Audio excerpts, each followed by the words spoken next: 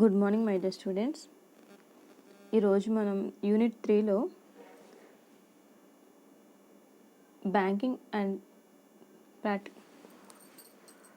Banking theory and practice సబ్జెక్ట్లో unit 3లో types of customers గురించి డిస్కస్ చేసుకోబోతున్నాం. కస్టమర్ల రకాలు, టైప్స్ ఆఫ్ కస్టమర్స్ అంటారు. వీటినే special types of bankers customers, bank యొక్క ప్రత్యేక తరహా ఖాతాదారులు అని కూడా అనడం జరుగుతుంది. సో ఈరోజు మనం టైప్స్ ఆఫ్ కస్టమర్స్ గురించి డిస్కస్ చేసుకోబోతున్నాం. ఆల్రెడీ ఇంతకుముందు క్లాస్లో మీకు who is a customer and meaning of customer గురించి డిస్కస్ చేసుకున్నాం. So special types of bankers customers, అసలు బ్యాంకర్కి ఉండేటువంటి కస్టమర్స్లో డిఫరెంట్ టైప్స్ ఆఫ్ కస్టమర్స్ ఉంటారు. వాళ్ళలో మీకు ఇక్కడ నేను పిక్చర్లో చూపించడం జరిగింది. Minor or infant, next married women, joint accounts, partnership accounts, joint stock companies accounts and non trading concerns. ఇవన్నీ కూడా different types of bankers customers. దీంట్లో first one and important one minor or infant. Minors బ్యాంక్లో అకౌంట్ని కలిగి ఉండడానికి అవకాశం ఉంది. అంటే బ్యాంక్లో ఒక ఖాతాని మనం ఓపెన్ చేయాలి అంటే, అకౌంట్ ఓపెన్ చేయాలి అంటే యాక్చువల్గా మేజర్స్కి ఎలాంటి రూల్స్ అండ్ రెగ్యులేషన్స్ ఉండవు. బట్ మైనర్స్కి వచ్చేసరికి కొన్ని స్పెషల్ కేటగిరీ కింద దీన్ని తీసుకోవడం జరుగుతుంది. హూ ఈజ్ మైనర్ అంటే మనకి 18 సంవత్సరాల లోపు వయసు ఉన్నటువంటి వ్యక్తిని మనం మైనర్ అంటాం. అంటే 18 ఇయర్స్ కన్నా తక్కువ వయసు ఉన్నటువంటి వ్యక్తిని, వాళ్ళు మేల్ అవ్వచ్చు, ఫీమేల్ అవ్వచ్చు, ఎనీ జెండర్, వాళ్ళ ఏజ్ లిమిట్ మాత్రం 18 ఇయర్స్ బిలో ఉంటే వాళ్ళని మనం మైనర్స్ అని చెప్పుకోవడం జరుగుతుంది. అదే కొన్ని సందర్భాలు, అంటే ఎప్పుడైనా మైనర్కి గార్డియన్ని కోర్టు కనుక అపాయింట్ చేస్తే, Guardian is appointed by a court before a person completes 18 years. So ఇలాంటి సిచ్యువేషన్లో 18 ఇయర్స్ రావడానికంటే ముందు ఒక పర్సన్కి కోర్టు గార్డియన్ని అపాయింట్ చేసినప్పుడు మాత్రం వాళ్ళకి 21 ఇయర్స్ వచ్చే వరకు కూడా వాళ్ళని మైనర్గా చెప్పడం జరుగుతుంది according to the law. So మనకి మైనర్ గురించి చెప్పుకోవాలంటే ఫస్ట్ మనం ఇండియన్ కాంట్రాక్ట్ యాక్ట్ 1872 గురించి కొంచెం డిస్కస్ చేసుకోవాలి. ఇండియన్ కాంట్రాక్ట్ యాక్ట్ ప్రకారం మైనర్స్ అనేవాళ్ళు కాంట్రాక్ట్కి అర్హత లేదు. అంటే మైనర్తో చేసుకున్నటువంటి కాంట్రాక్ట్స్ వాయిడ్ కాంట్రాక్ట్స్ అని చెప్పి కాంట్రాక్ట్ యాక్ట్లో చెప్పడం జరుగుతుంది. ఆల్రెడీ కంప్యూటర్స్ వాళ్ళు, బీకామ్ ఫైనల్ ఇయర్ కంప్యూటర్స్ వాళ్ళు సెకండ్ ఇయర్ లాలో ఈ విషయాన్ని చదివారు. అలాగే సెకండ్ ఇయర్ జనరల్ వాళ్ళు ఇంతకుముందు లా లేదు, బట్ మీకు నెక్స్ట్ సెమిస్టర్లో ఉంటుంది. కాబట్టి అసలు ఈ ఇండియన్ కాంట్రాక్ట్ యాక్ట్ యాక్ట్ 1872లో ఏంటంటే, ఇద్దరు వ్యక్తుల మధ్య ఒక కాంట్రాక్ట్ ఏర్పాటు చేసుకోవాలి అంటే ఖచ్చితంగా ఇద్దరూ కూడా మేజర్స్ అయి ఉండాలి, మైనర్స్ అవ్వకూడదు. సో ఇది మైనర్కి సంబంధించి కాంట్రాక్ట్ యాక్ట్లో ఉన్నది. సో ఎప్పుడైతే ఒక మైనర్కి అకౌంట్ ప్రొవైడ్ చేయడం జరుగుతుందో బ్యాంకరు, ఆ ప్రొవైడ్ చేసినటువంటి అకౌంట్ వల్ల ఎట్టి పరిస్థితుల్లోనూ మైనర్కి ఎలాంటి ఇబ్బందులు కూడా ఉండకూడదు. ఫర్ ఎగ్జాంపుల్, బ్యాంకర్ దగ్గర అమౌంట్ ఉంటే మైనర్కి వసూలు చేసినటువంటి రైట్ ఉంటుంది. బట్ మైనర్ బ్యాంక్ నుంచి అప్పు తీసుకుంటే మైనర్ దగ్గర నుంచి ఆ అప్పును వసూలు చేసినటువంటి రైట్ బ్యాంకుకు ఉండదు. సో అందుకనే మైనర్కి ఓడి ఫెసిలిటీ అనేది బ్యాంక్స్ ఇవ్వవు. ఎందుకనంటే మైనర్ దగ్గర నుంచి బ్యాంక్ తనకు రావాల్సినటువంటి అమౌంట్ని వసూలు చేస్తున్నటువంటి అవకాశం లా ప్రకారం లేదు. కాబట్టి మైనర్స్కి బ్యాంక్స్ ఎట్టి పరిస్థితుల్లో లోన్స్ని ప్రొవైడ్ చేయవు. ఓన్లీ సేవింగ్స్ అకౌంట్ మాత్రమే ప్రొవైడ్ చేస్తాయి మైనర్స్కి. ఫర్ ఎగ్జాంపుల్, మీరు అందరూ కూడా ఇంటర్లో కానీ డిగ్రీలో కానీ మీకు 10th క్లాస్లో కూడా మీకు స్కాలర్షిప్స్ అలాగే ఫీజు రియంబర్స్మెంట్స్ ఇలాంటివి అవసరమైనప్పుడు మీ అందరినీ కూడా బ్యాంక్లో అకౌంట్ ఓపెన్ చేసుకోమని చెప్పడం జరుగుతుంది. అప్పుడు మీరు బ్యాంకుకి వెళ్ళి అకౌంట్ ఓపెన్ చేసుకున్నప్పుడు వాళ్ళు మీకు ఏ అకౌంట్ ఓపెన్ చేశారు? సేవింగ్స్ అకౌంట్ ఓపెన్ చేశారు. గుర్తుపెట్టుకోండి. మీరందరూ కూడా కావాలంటే మీ బ్యాంక్ బుక్స్ ఓపెన్ చేయండి, బ్యాంక్ పాస్బుక్స్. మీకు వాళ్ళు ప్రొవైడ్ చేసేటువంటి అకౌంట్ ఏంటి అంటే సేవింగ్స్ అకౌంట్. ఎందుకని అంటే మీరందరూ కూడా అకౌంట్ ఓపెన్ చేసేటప్పటికి మైనర్స్ కాబట్టి మైనర్కి ఓన్లీ సేవింగ్స్ అకౌంట్ మాత్రమే బ్యాంక్స్ ప్రొవైడ్ చేసేటువంటి అవకాశం ఉంటుంది. అలాగే ఒక వ్యక్తి మైనరా కాదా అని ఎలా తెలుస్తుంది అంటే వాళ్ళ యొక్క date of birth, 10th class certificates, వీటిని బేస్ చేసుకుని మీ యొక్క ఏజ్ని కన్సిడర్ చేయడం జరుగుతుంది.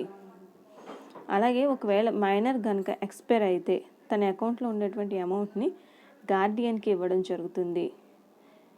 సో ఇవి బ్యాంకుకి సంబంధించినటువంటి మైనర్ యొక్క rules and regulations. So minor విషయంలో బ్యాంకులు చాలా జాగ్రత్త వహిస్తాయి. ఎందుకని అంటే మైనర్కి ఎట్టి పరిస్థితుల్లోనూ లోన్స్ ప్రొవైడ్ చేయకూడదు, ఓవర్ డ్రాఫ్ట్ ఫెసిలిటీని ఇవ్వవు. అంటే ఇక్కడ లోన్స్ ప్రొవైడ్ చేసినప్పటికీ వసూలు చేసుకునేటువంటి రైట్ మాత్రం బ్యాంకర్కి ఉండదు. అందుకని చెప్పి బ్యాంక్స్ ఎట్టి పరిస్థితుల్లోనూ మ్యాక్సిమం వాళ్ళకి అకౌంట్లో ఉన్నటువంటి అమౌంట్ని మాత్రమే డ్రా చేసుకునే వీలు కల్పిస్తాయి తప్ప అకౌంట్లో మించి ఉన్నటువంటి అమౌంట్ అకౌంట్లో లేకుండా ఓవర్ అమౌంట్ని డ్రా చేసినటువంటి ఫెసిలిటీని ప్రొవైడ్ చేయవు. Next one, married women. తెలుగులో వీటినే మనం వివాహిత స్త్రీలు అంటాం. మనకి ఇండియన్ కాంట్రాక్ట్ యాక్ట్ ప్రకారం స్త్రీలకు కూడా పురుషులతో సమానంగా కాంట్రాక్ట్లోకి ప్రవేశించేటువంటి హక్కు, అర్హత ఉంటుంది. సో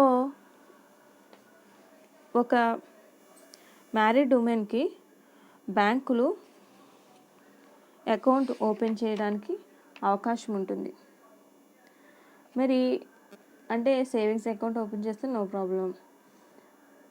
ఎంతైతే అమౌంట్ ఆ సేవింగ్స్ అకౌంట్లో డిపాజిట్ చేస్తారో అంత మొత్తాన్ని కూడా వాళ్ళు డ్రా చేసేసుకోవడం జరుగుతుంది. ఒకవేళ మ్యారీడ్ ఉమెన్కి సేవింగ్స్ అకౌంట్ ఓపెన్ చేస్తే ప్రాబ్లం లేదు. అలా కాకుండా మ్యారీడ్ ఉమెన్కి కొన్ని సందర్భాల్లో లోన్ ఇవ్వాల్సి వస్తే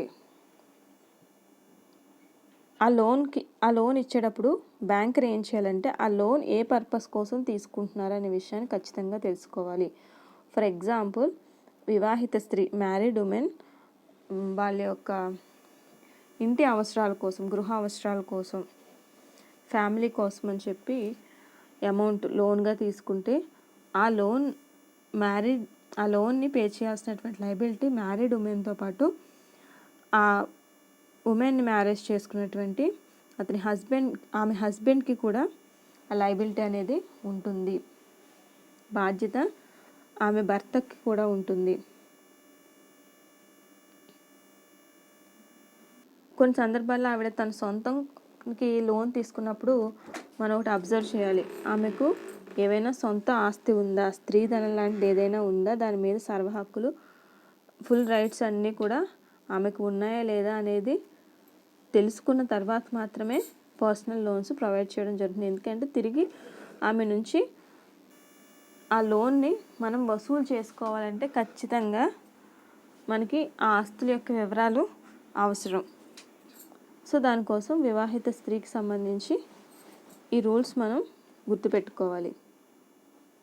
అలాగే మ్యారీడ్ ఉమెన్ లోన్ తీసుకునేటప్పుడు ఆవిడ ఏమైనా ఎవరి ఇన్ఫ్లుయెన్స్కైనా లొంగి ఈ లోన్ తీసుకుంటుందా అనే విషయాన్ని కూడా గమనించాలి.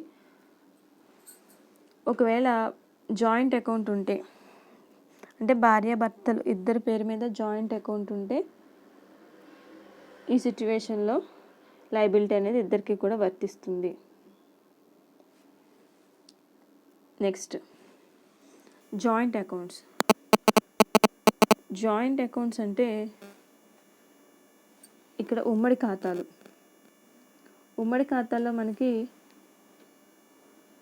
ఇద్దరు లేదంటే ముగ్గురు వ్యక్తులు కలిసి ఒక ఖాతాని ఓపెన్ చేయడం జరుగుతుంది. అలాంటి ఖాతాని మనం ఉమ్మడి ఖాతాలు అంటాము. అంటే ఇద్దరు లేదంటే అంతకంటే ఎక్కువ మంది ఖాతాదారులు ఒక బ్యాంక్ అకౌంట్ని ఓపెన్ చేయడం జరుగుతుంది. సో ఇలాంటి సిచ్యువేషన్లో ఇది భాగస్వామి సంస్థ ఉండొచ్చు, పార్ట్నర్షిప్ ఫామ్లో కూడా పార్ట్నర్స్ అందరూ కలిసి ఒక అకౌంట్ ఓపెన్ చేయొచ్చు. సో చాలా సిచ్యువేషన్స్లో ఇలా జరుగుతూ ఉంటాయి. ఫ్యామిలీ మెంబర్స్ కూడా కొంతమంది కలిసి ఒక అకౌంట్, జాయింట్ అకౌంట్ని ఓపెన్ చేసుకునే సిచ్యువేషన్స్ ఉంటాయి. సో ఇలాంటి సిచ్యువేషన్లో మనం జాయింట్ అకౌంట్ బ్యాంకులో ఓపెన్ చేస్తూ ఉంటాం. ఈ సిచ్యువేషన్స్కి వచ్చేసరికి బ్యాంకరు ఎలాంటి పేమెంట్ చేయాలి అన్నా ఆ ఖాతాకు సంబంధించినటువంటి ఖాతాదారులు ఎవరైతే ఉన్నారో జాయింట్ అకౌంట్ హోల్డర్స్ అందరి దగ్గర నుంచి సరైనటువంటి సమాచారం తీసుకున్న తర్వాత మాత్రమే ఖాతాలో ఉన్నటువంటి అమౌంట్ని డ్రా చేసేటువంటి అవకాశం ఉంటుంది.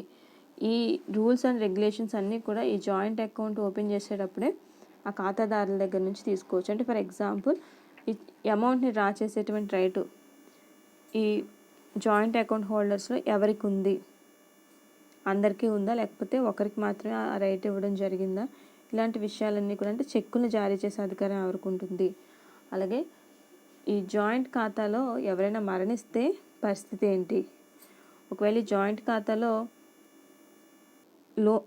ఖాతాలో మీద వాళ్ళు ఏదైనా లోన్ తీసుకుంటే దాని యొక్క బాధ్యతని ఎవరెవరు పంచుకుంటారు, లేదంటే ముగ్గురు ఈక్వల్గానే, ఒకవేళ ఏ విషయం తెలియచేయకపోతే ఆ బాధ్యత ముగ్గురికి కూడా ఉంటుంది.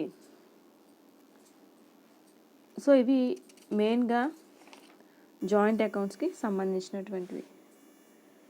నెక్స్ట్ వన్ ఏంటంటే పార్ట్నర్షిప్ ఫామ్.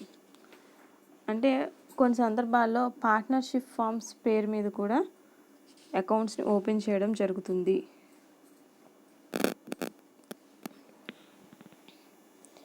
ఈ పార్ట్నర్షిప్ ఫామ్ విషయంలో పార్ట్నర్షిప్ డీడ్ ఎలా అయితే ఉంటుందో ఈ పార్ట్నర్షిప్ ఫామ్ మీద ఓపెన్ చేసేటువంటి అకౌంట్ విషయంలో కూడా ఎవరెవరికి ఈ అకౌంట్ మీద చెక్కుని జారీ చేసే అధికారం ఉంటుంది, చెక్ పవర్ ఎవరికి ఇవ్వాలి పార్ట్నర్స్లో, ఈ చెక్ పవర్ ఉన్న వాళ్ళు ఎంతవరకు లిమిట్ వాళ్ళకి ఇవ్వడం జరుగుతుంది. సో ఓడి యూజ్ చేసినటువంటి రైట్కి అందరి యొక్క పార్ట్నర్స్ యొక్క అంగీకారం ఉందా లేదా, ఏదైనా లోన్ ప్రొవైడ్ చేసేటప్పుడు మొత్తం అందరి పార్ట్నర్స్ నుంచి కూడా అంగీకారం వచ్చిందా లేదా ఆ విషయాన్ని, అండ్ లోన్ సంబంధించిన డాక్యుమెంట్స్కి అందరూ కూడా ఒప్పుకున్నారా లేదా, వాళ్ళ సంతకాలు ఉన్నాయా లేవా, ఇలాంటి విషయాలన్నీ కూడా ఈ పార్ట్నర్షిప్ ఫామ్కి సంబంధించినటువంటి అకౌంట్స్ ఓపెన్ చేసేటప్పుడు, అలాగే డిపాజిట్ అమౌంట్ని పే చేసేటప్పుడు అండ్ లోన్స్ ప్రొవైడ్ చేసేటప్పుడు తీసుకోవాల్సినటువంటి ముఖ్యమైనటువంటి జాగ్రత్తలు. నెక్స్ట్ వన్ ఏంటంటే జాయింట్ స్టాక్ కంపెనీస్.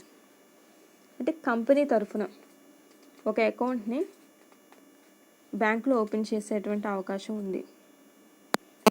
అవి జాయింట్ స్టాక్ కంపెనీలో మనకి పబ్లిక్ లిమిటెడ్ కంపెనీ అవ్వచ్చు, ప్రైవేట్ లిమిటెడ్ కంపెనీ అవ్వచ్చు, ఏదైనప్పటికీ కూడా బ్యాంకులో అకౌంట్ ఓపెన్ చేసుకునేటువంటి అవకాశం ఉంటుంది. సో ఇలా పబ్లిక్ లిమిటెడ్ కంపెనీ అయినా ప్రైవేట్ లిమిటెడ్ కంపెనీ అయినా ఈ కంపెనీకి సంబంధించి పూర్తి డీటెయిల్స్ని ఖచ్చితంగా బ్యాంకర్ తీసుకోవాలి. ఈ కంపెనీకి సంబంధించినటువంటి డైరెక్టర్స్, బోర్డ్ ఆఫ్ డైరెక్టర్స్, మొత్తం ఈ కంపెనీ యొక్క మేనేజ్మెంట్ సంబంధించినటువంటి డీటెయిల్స్, వాటాదారులకు సంబంధించి ఇచ్చేటువంటి ఆదేశాలు ఏంటి, నిర్వహణ, ఈ కంపెనీ యొక్క స్థాపన, వాటికి సంబంధించిన పూర్తి వివరాలు బ్యాంకర్ ఫస్ట్ నిర్ధారించుకోవాలి. బ్యాంకర్ ఈ కంపెనీకి సంబంధించిన ఇన్ఫర్మేషన్ అంతా కూడా పూర్తిగా నిర్ధారించుకున్న తర్వాత కంపెనీకి అకౌంట్ని ఓపెన్ చేయడం జరుగుతుంది. సో కంపెనీ యొక్క స్థాపనలో అంతా కూడా సవ్యంగా జరిగిందా లేదా చూసుకున్న తర్వాత మాత్రమే కంపెనీకి అకౌంట్ని ఓపెన్ చేయడం జరుగుతుంది. అలాగే కంపెనీకి అకౌంట్ ఓపెన్ చేసిన తర్వాత కంపెనీ అకౌంట్లో డిపాజిట్స్కి సంబంధించి రూల్స్ అండ్ రెగ్యులేషన్స్ ఏంటి, అండ్ చెక్ పవర్ అనేది ఎవరికి ఇవ్వడం జరిగింది, వాళ్ళకి ఎంతవరకు లిమిట్ ఇవ్వడం జరిగింది, ఏదైనా సిచ్యువేషన్ ఎదురైనప్పుడు ఏ విధంగా దాన్ని వాళ్ళు క్లియర్ చేసుకోవాలి, ఇలాంటి విషయాలన్నీ కూడా ముందుగానే బ్యాంకరు క్లారిటీ తీసుకోవాలి బోర్డ్ ఆఫ్ డైరెక్టర్స్ నుంచి, ఎండి నుంచి. అలాగే కంపెనీకి ఏదైనా బ్యాంక్ అప్పు ఇచ్చేటప్పుడు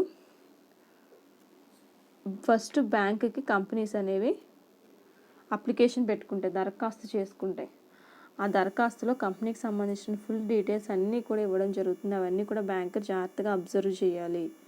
అసలు వీళ్ళకి అప్పు తీసుకునేటువంటి హక్కు ఉందా లేదా, కంపెనీకి ఉంటే ఎవరు తీసుకోవాలి, ఎంతవరకు ఈ కంపెనీకి అప్పు ఇవ్వడానికి అవకాశం ఉంది. సో ఇలాంటివన్నీ కూడా చెక్ చేసుకున్న తర్వాత మాత్రమే కంపెనీలకి, జాయింట్ స్టాక్ కంపెనీస్కి బ్యాంక్స్ లోన్స్ ప్రొవైడ్ చేయాలి. అప్పటి వరకు ప్రొవైడ్ చేయకూడదు. నెక్స్ట్ వన్ ఏంటంటే నాన్ ట్రేడింగ్ కన్సర్న్స్.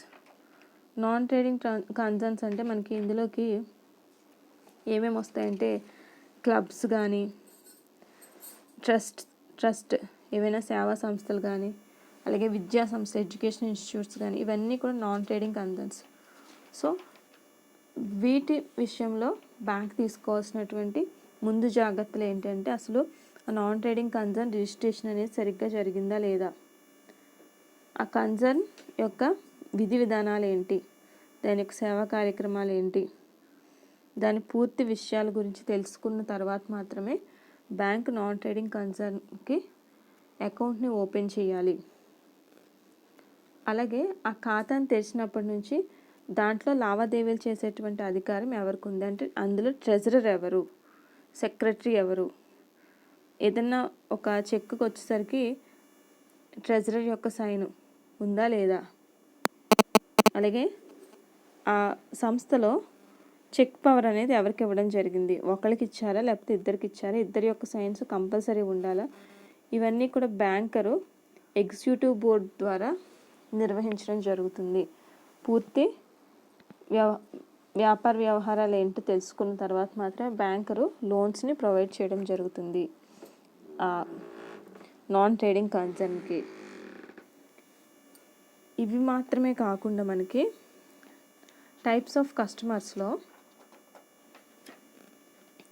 ఇల్లిటరేట్స్ అంటే నిరక్షరాస్యులైనటువంటి వ్యక్తులు విషయంలో ఖాతా ఓపెన్ చేసేటప్పుడు వాళ్ళు సంతకం పెట్టడానికి ఉండదు కాబట్టి వాళ్ళ అప్లికేషన్లో మొట్టమొదటిగా అప్లికేషన్ ఇచ్చేటప్పుడు వాళ్ళు ఒక థంబ్ ఇంప్రెషన్ ఇస్తే ఆ థంబ్ ఇంప్రెషన్ని చెక్ చేసుకోవాల్సిన బాధ్యత బ్యాంకర్కి ఉంటుంది. అలాగే ఐడెంటిఫికేషన్ మార్క్స్ కూడా జాగ్రత్తగా చూసుకోవాలి. ఫొటోస్, ఇతర వివరాలను కూడా జాగ్రత్తగా అబ్జర్వ్ చేసిన తర్వాత మాత్రమే ఇల్లిటరేట్ అయినటువంటి పీపుల్ విషయంలో వాళ్ళకి పేమెంట్స్ అనేవి చేస్తూ ఉండాలి. నెక్స్ట్ లునాటిక్స్, మతిభ్రమణం పొందినటువంటి వ్యక్తుల విషయంలో కూడా బ్యాంకర్ చాలా జాగ్రత్తగా ఉండాలి. అంటే బ్యాంక్ ఓపెన్ చేసేటప్పుడు అతను సరైనటువంటి వ్యక్తి అయి ఉండొచ్చు, తర్వాత మతి భ్రమించవచ్చు, లేదంటే కొన్ని సందర్భాల్లో మతి భ్రమించిందనే విషయం బ్యాంకుకి తెలియకపోవచ్చు. సో ఇలాంటి సందర్భాలు వచ్చినప్పుడు అతను లునాటిక్ అంటే మతి భ్రమించినటువంటి వ్యక్తి అని బ్యాంకర్కి తెలిసిన వెంటనే అతని ఖాతాకు సంబంధించినటువంటి వ్యవహారాలని వెంటనే స్టాప్ చేయాలి, నిలుపుదల చేసేయాలి. నిలుపుదల చేసి అతనికి సంబంధించినటువంటి నోటీసులు అన్నీ సరిగ్గా ఉన్నాయా లేదా, అతనికి సంబంధించినటువంటి మెడికల్ రిపోర్ట్ అండ్ సర్టిఫికెట్స్ అన్నీ కూడా జాగ్రత్తగా చూసిన తర్వాత మాత్రమే అతనికి సంబంధించినటువంటి ఫర్దర్ ప్రొసీడింగ్స్లోకి బ్యాంకర్ వెళ్ళాలి. ఇవన్నీ కూడా special types of bankers customer, దీన్ని టైప్స్ ఆఫ్ కస్టమర్స్ అని కూడా అంటాము. సో మీకు ఇది 5 మార్క్స్లోను 10 మార్క్స్లోను వచ్చేటువంటి క్వశ్చన్ కాబట్టి జాగ్రత్తగా ప్రిపేర్ అవ్వండి. Thank you.